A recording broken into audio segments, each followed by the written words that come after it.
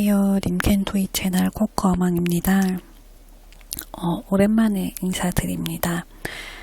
제가 방사 치료하는 기간 동안 좀 체력도 많이 떨어지고 피로도가 좀 심했어가지고 영상을 올리지 못하고 있었는데 그래도 틈틈이 영상 기록은 해두었거든요. 그래서 그 2주간의 기록한 거랑 전내방사 부작용 등을 소개하려고 하니까 영상 끝까지 시청 부탁드립니다. 감사합니다. 서울 노양병원 퇴원해서 현재 신촌 세브란스로 가는 길입니다.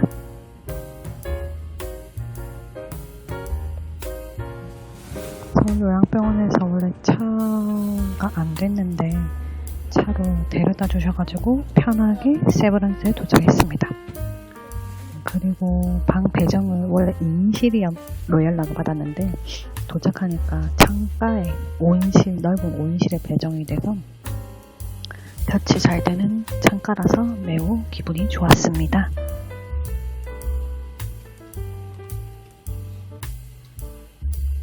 저녁 먹기 전에 좀 출출해서 두유랑 곡물빵 먹었어요.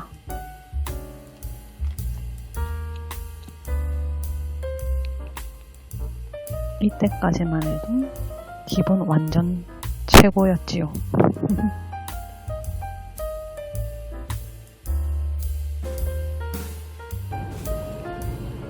4월 3일 저녁 8시 40분을 지나고 있어요. 아직 방사선실에서 연락이 안 왔네요. 무한 대기 중입니다. 팬텀 싱어 보면서 지루한 시간을 보냈습니다.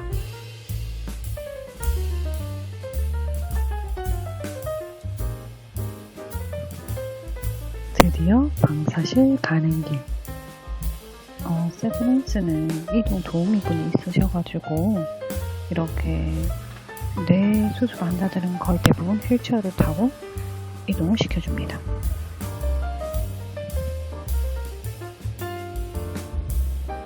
방사실 앞에서 대기 중입니다.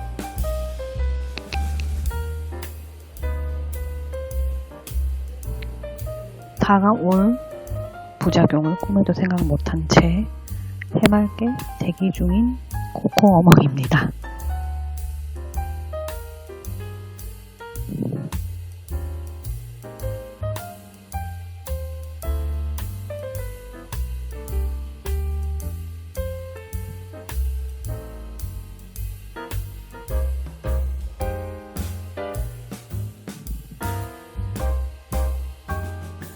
치료 들어갈 때가 저녁 9시 48분쯤이었어요. 원래는 저녁 7시였는데 좀 대기가 길었습니다. 하고 나왔을 때의 모습. 전내방사할 때는 그 틀을 짜가지고 얼굴을 고정시켜서 하기 때문에 하고 나면은 저렇게 얼굴에 자국이 남더라고요. 그리고 병실로 돌아왔을 때가 밤 10시 19분쯤이었습니다. 다음날 아침인데 새벽 1시부터 두통이 와가지고 밤에 잠을 제대로 못 잔 상태여서 진짜 피로도가 극심하고 두통도 심했었던 상태입니다. 밤에 진통제를 맞았고 먹는 타이레놀 효과가 없어가지고 맞는 진통제로 대체를 했었어요. 근데 진통제 들어갈 때만 효과가 있다가 또 진통제를 다 맞고 나니까 두통이 다시 오기 시작했거든요. 그래서 이번 기간 중에 진통제도 조금 더 센 걸로 바꿨었습니다.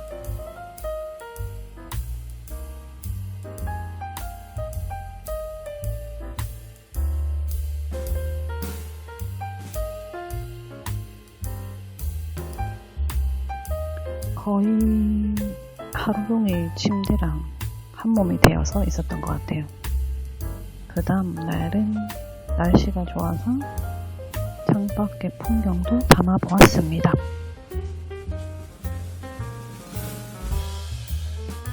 딱 봐도 얼굴에 피곤함이 묻어나 보이죠?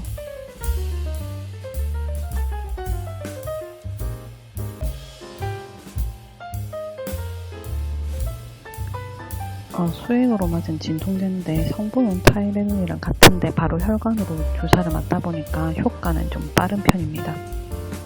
이번 중에 한 두세 번 맞았던 것 같아요. 석양이 너무 예뻐서 카메라에 담아보았어요. 수술한 지 3주가 지나고 한 4주차 정도 된 것 같은데 상처가 지금 잘 아물어가고 있는 상황입니다. 비가 엄청나게 온 날도 있었어요.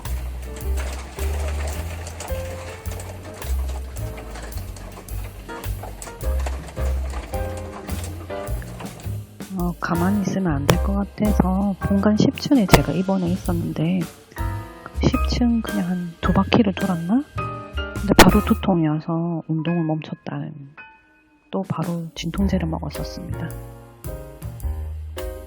그래서 그 뒤부터는 좀 걷는 것도 진짜 한 바퀴 정도만 돌고 그 정도밖에는 못했던 것 같아요. 컨디션이 너무 안 좋았습니다. 방사하는 기간 동안 진짜 주말 빼고는 거의 보시다시피 침대에 누워서 잠을 많이 잤던 것 같아요. 그리고 4일차 때부터 머리카락이 조금씩 빠지기 시작을 했습니다. 다음 영상은 오늘 방사 시작한 지 15일차 되는 날입니다. 전내 방사하고 나면 탈모가 오는데 지금은 이렇게 그냥 이렇게 뽑기만 해도 머리카락이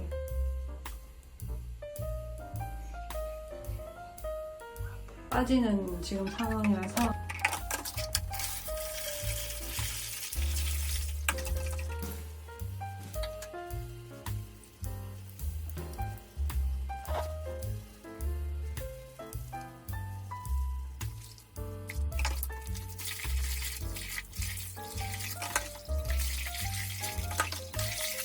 보이시나요?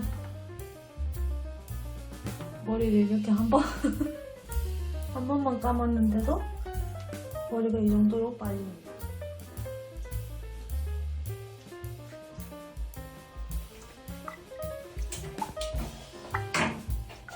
머리를 헹궈도 계속 빠져서 결국엔 밀기로 결정을 했습니다. 제가 유방암일 때도 셀프로 머리를 밀었었는데요. 그래서 이번에도 셀프로 면도를 하였습니다. 머리가 너무 억세가지고 잘 안 밀려서 미는데 좀 한참 시간이 걸렸던 것 같아요.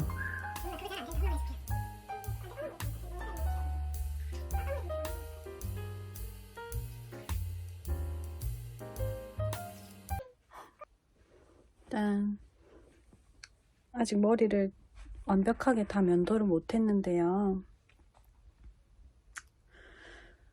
유방암 치료 끝나고 새로 난 머리가 엄청 억세게 자라기도 자라서 면도가 잘 듣지도 않았고, 근데 일단 뇌종양 수술 이 상처 부위가 크다 보니까 과감하게 면도를 못 하겠더라고요. 그래서 일단은 여기까지만 하고 자연스럽게 빠지게 둬야 될 것 같아요.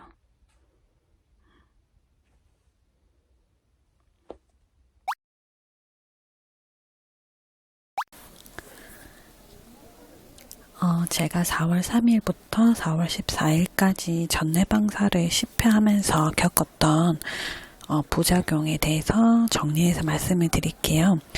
사람마다 부작용은 조금씩 다르겠지만 크게 두통, 어지러움, 구토, 식욕 저하 등이 있는데 저는 가장 컸던 부작용이 두통이었던 것 같아요. 사실 유방암 방사할 때는 그냥 열감 정도만 있었고 피로감 정도 있었는데, 그래서 전혀 두통이 올 거라고는 예상을 못했는데 전내방사 1회차 때부터 바로 두통이 오더라고요. 그래서 첫날부터 밤에 좀 잠을 못 자서 바로 진통제를 먹기 시작했고, 퇴원할 때까지 진통제를 먹고, 퇴원할 때도 진통제를 받아서 퇴원을 한 상태입니다. 제일 컸던 게 두통이었고, 두 번째는 식욕 저하였어요. 이것도 바로 그 방사하고 그 다음날부터 바로 식욕 저하가 오고, 그리고 아침에 사과를 먹었는데 사과에서 약간 쇠맛이 나더라고요.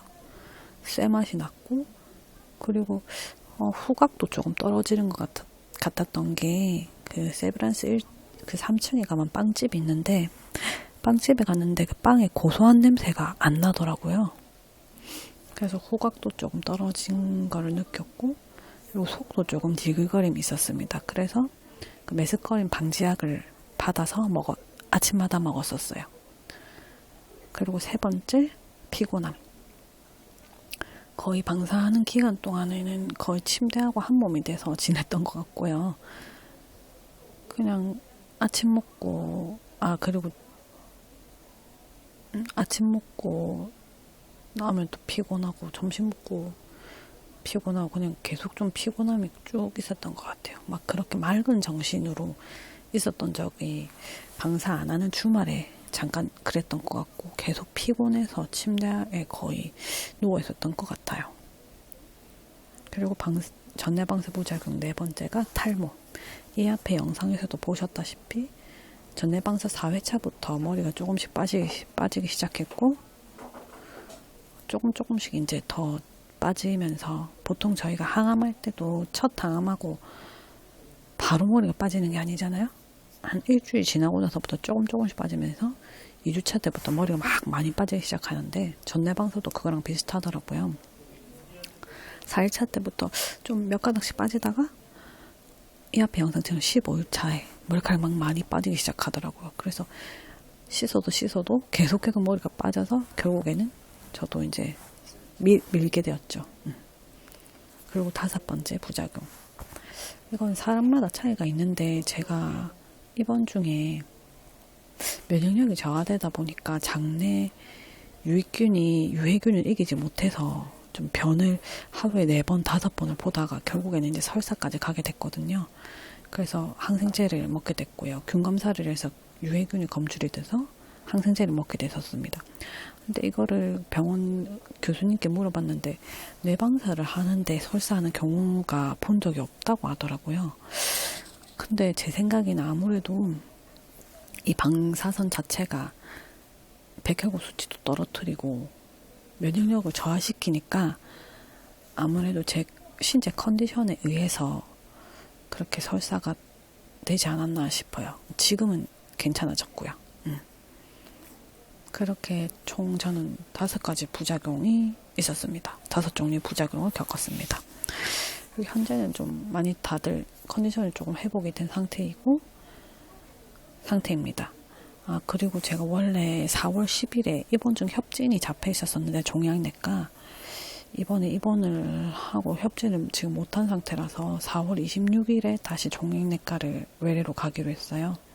그렇게 가면은 이제 항암 일정이 나올 것 같은데, 근데 제가 잼자랑 카보, 플라틴 조합으로 갈 것 같다고 말씀드렸는데, 키트루다 같은 경우에 그거는 면역 항암제인데, 키트루다는 PD-L1 양성일 경우에 쓸 수 있다고 했는데, 음성이라도 환자가 원해서 강력하게 교수님한테 어필을 해서 한다면 키트루다도 쓸 수 있다고 하더라고요. 대신에 이제 자부담으로 거의 아마 받아야 된다고 하는데, 정확한 가격은 잘 모르겠는데, 키트루다 같은 경우에 좀 그것도 비싸다고 하더라고요. 200~300만 원 정도? 아직 키트루다 같은 경우에 아직 이제 안 처방을 받아봤으니까 실제 얼마가 나올지는 모르겠는데, 일단은 이번 26일에 외래를 가게 되면 키트루다를 같이 병행해서 새 조합으로 가고 싶다고 강력하게 조금 얘기를 하려고 합니다. 아무래도 제가 나이가 젊기 때문에 암세포도 빨리 다 자라고, 그리고 이 앞에 표준 치료했을 때도 세포독성 항암제를 쳤었을 때도 별로 유방암 크기가 자라지 않았었기 때문에 그런 것도 이제 계속 어필을 하면서 키토르, 젬자, 카보폴라틴, 키토르다 요 세 조합으로 가고 싶다고 좀 교수님을 설득해 볼 예정입니다. 현재까지 그렇고, 지금 저는 부산에 있는 병원, 요양병원에 지금 들어와서 면역 주사랑 고주파 온열 치료를 받고 있는 상태고요. 아무래도 여기는 부산이다 보니까 서울보다는 다인실이 조금 더 넓어서 좀 좋습니다. 답답하지는 않아서 괜찮은 것 같아요. 예전에도 다녔던 병원이어가지고 의사 선생님도 다 저를 기억해 주셨고 간호사 선생님들도 다 저를 기억하고 있는 상황이라서 조금 낯설지는 않아서 괜찮은 것 같아요. 일단 투병 일기 외에도 일상 브이로그나 저희 집 강아지 이야기 같은 것들도 소소하게 좀 올릴 예정이라서 그것도 많은 시청 부탁드립니다. 구독과 좋아요는 저에게 큰 힘이 됩니다. 여러분 오늘도 잘 살아내시길 바랄게요. 감사합니다.